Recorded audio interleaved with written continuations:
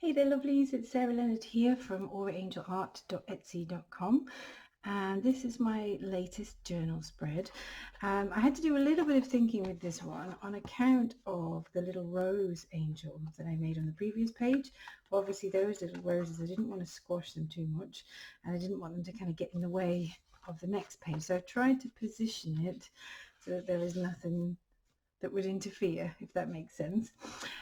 I saw a little bit of something like this idea with all of the little rectangles of colour on Instagram. Actually, that gave me the idea to start with for this spread. So let's have a look at what I used. So for the background, I used a set of 3 blues. So I've got a metallic sapphire, a periwinkle and a teal, which is bluish, I suppose. And I also used a set of greens. So I've got avocado, green gold, and a pearlescent green. It says on the back actually that that's blue, but it isn't. It's green, definitely. Anyway, those are the 3 that I used. And for the hair, for the very last layer that kind of gave it this shimmer, I used 3 different types of gold as well. So I had my golden iridescent bright gold, I had this metallic classic gold and metallic antique gold for that one. Also used some Tombow markers in the hair to give a bit more definition. You see the hair kind of built up in layers, as did the face.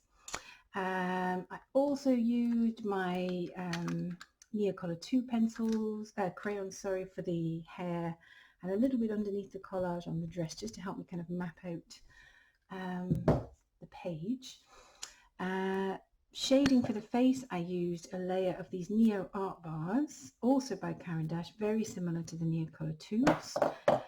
I used my Dale Arowney acrylic portrait pink paint.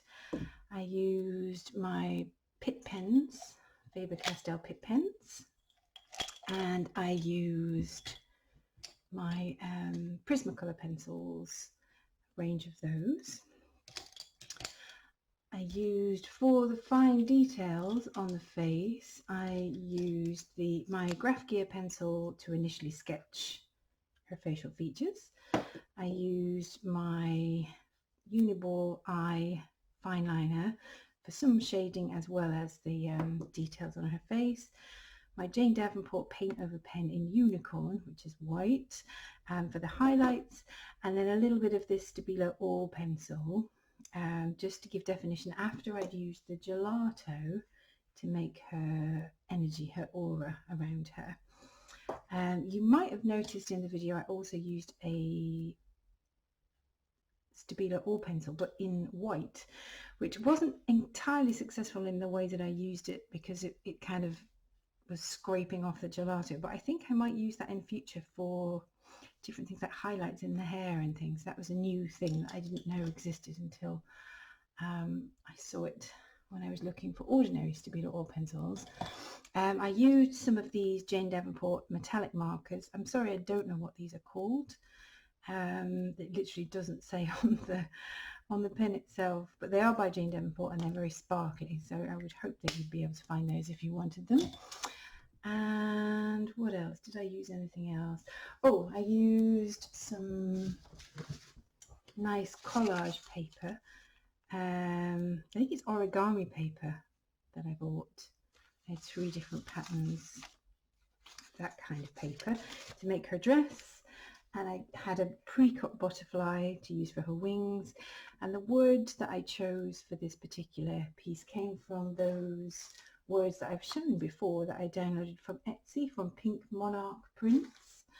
And the words that I've chosen with the dictionary definition is become, and it says to come into being, to develop or progress into, which I thought was a really good sort of saying or motto for this particular piece. So I think that's everything that I used on this particular spread.